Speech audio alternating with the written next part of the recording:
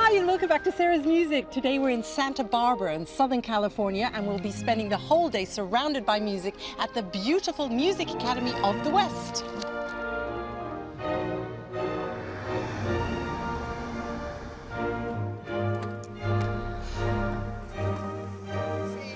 This wonderful talented group of young people.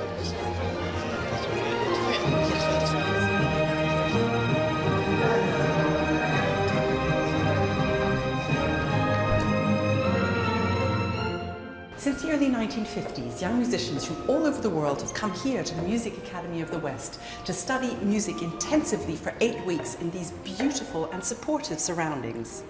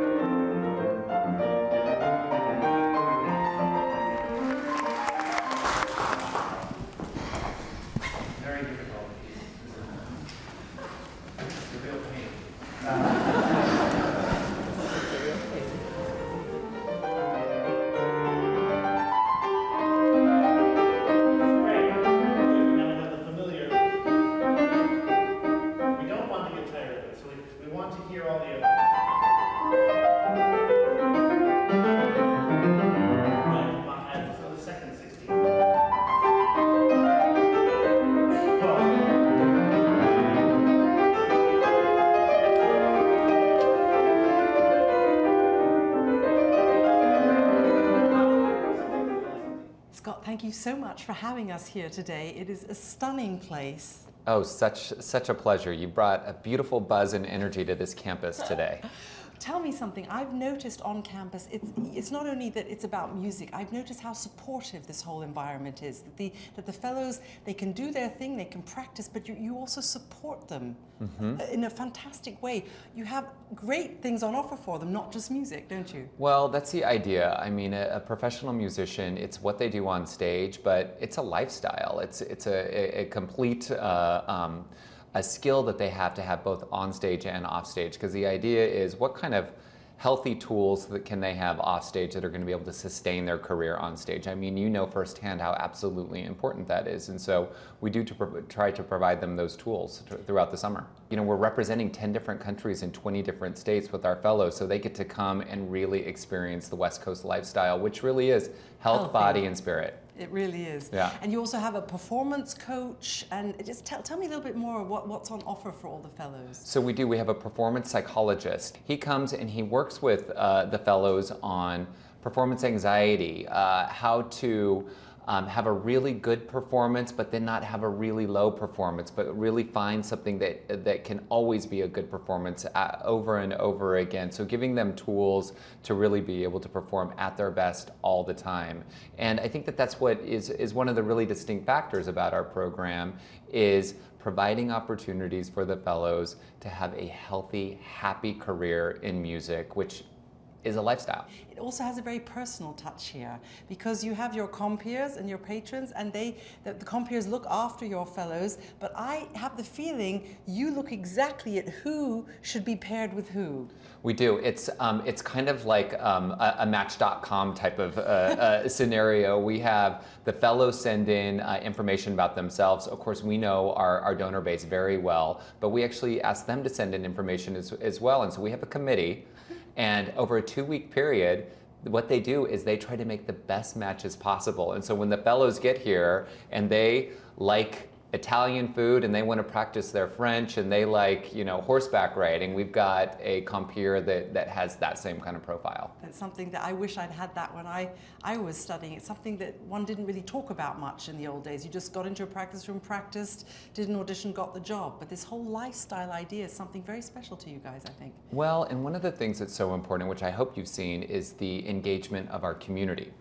And what we say here is that we really try to give our fellows the opportunity to practice their artistry, which is kind of an interesting concept, but just like you're saying, to get out of the practice room, you can practice your technique in that little box that we know all musicians get to know very well in their careers, but actually getting on stage, performing, learning how to communicate, and that takes a full audience. So what we try to do is, and one of the most important things is when a fellow walks out on stage, they have a full audience, every seat full, or as many as possible full, so they can get out there, they can perform over and over again in front of a live audience and practice communication. And we find so many times artists don't get that opportunity. Matt, what a fantastic place to spend the summer. It is. It really is. You're really one of the shooting stars of the American composer-conducting scene, but you are the same age as most of the fellows. So tell me what you're doing with them, and how is that, being the same age? Well, we're doing a chamber opera that I wrote called Second Nature, and then we're performing Smetana's The Bartered Bride.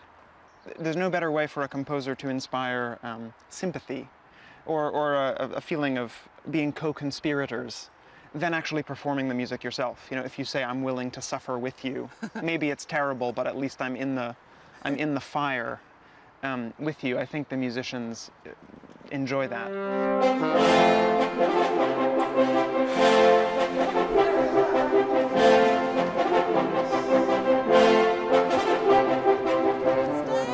Look at our stands, isn't that cool? Okay, here we go.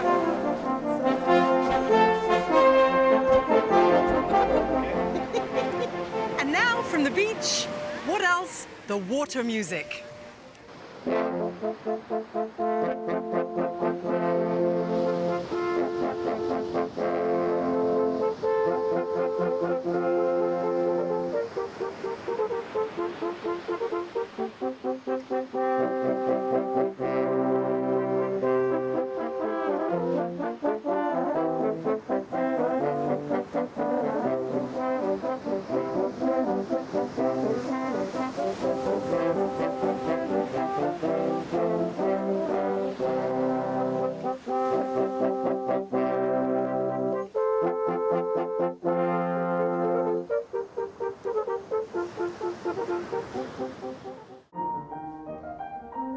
Careers have been inspired at the Music Academy of the West, one of the most famous being the legendary singer Marilyn Horne. Ms. Horne, thank you so much for coming to talk to us today in this amazing campus. You've spent more summers here than most. Yes, I have. And in fact, my first summer was in 1953 when I was 19 as a student here. And I was studying with some of the greatest teachers of all time, headed up, of course, by Lotte Lehmann. A legend, Yes, a true legend. Absolutely. She was a part of my life a lot in those years. So I learned a tremendous amount from her. What were master classes like with her? Different than mine, because I get into technical things of what it is to sing technically, and she never did that. She never got into technique at all. It was all about Really? expression, which was great, you know, because we want that too.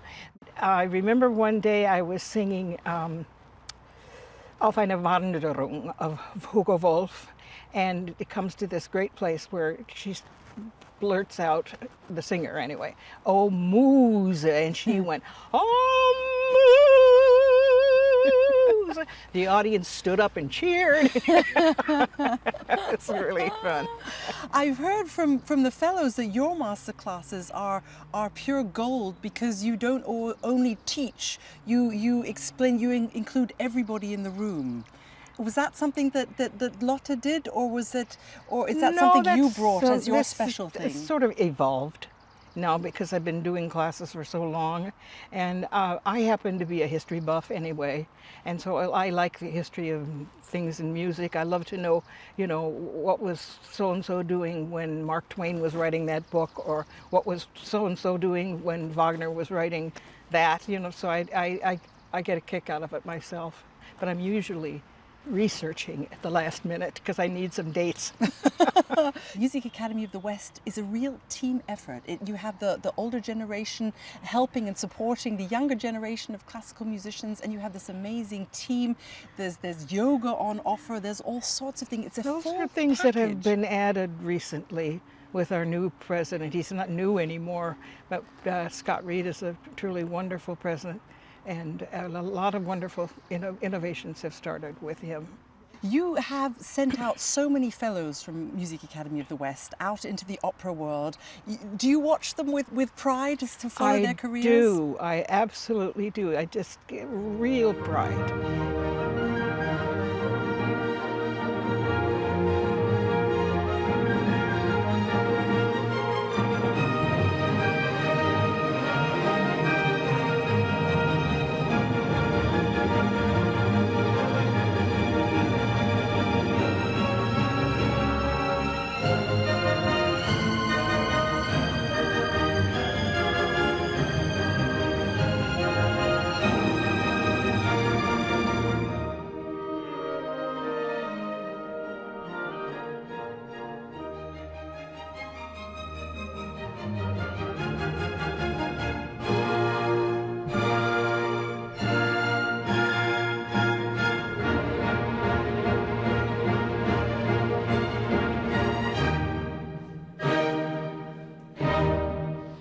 That's all from Sarah's Music for today. What a beautiful and inspiring place to spend the whole summer surrounded by music. See you next time. Goodbye from California.